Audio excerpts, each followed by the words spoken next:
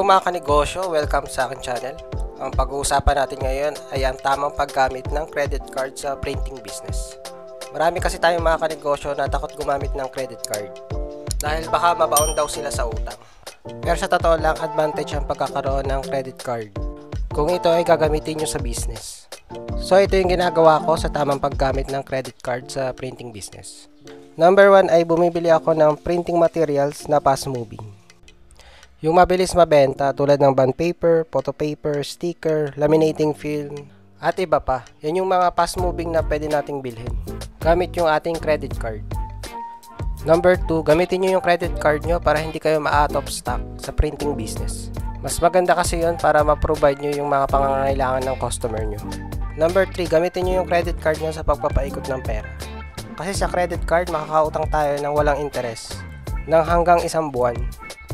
At pabor na pabor yan sa ating mga nasa printing business. At syempre, bayaran nyo bago mag-due date. On or before the due date. Kasi pag lumagpas kayo sa due date, magkaka-interest kayo. Number 4, buying printing machine. Pwede rin tayong gumamit ng credit card sa pagbili ng printing machine. Lalo na kung mataas yung credit limit ng credit card nyo.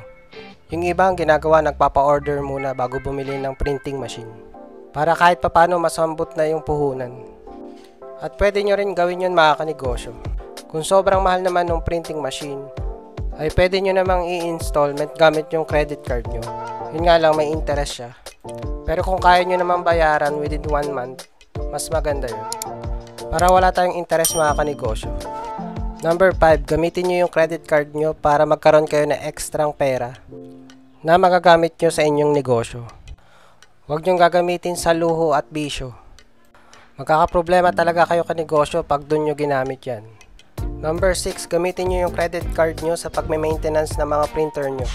In case na may masirang pyesa dun sa printer nyo, may magagamit kayong credit card na makakatulong sa inyo.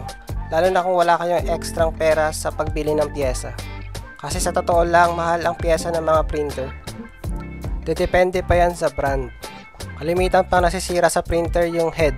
Napakamahal nun. Kaya mas maganda kung may backup tayong credit card in case na magkaroon tayo ng ganitong problema. So yan yung tamang paggamit ng credit card sa printing business. Bali hanggang dito na lang mga kanegosyo. Palike, subscribe at hit mo na rin ang notification bell para updated ka palagi sa mga video na i-upload ko na may kinalaman sa printing business. Thank you!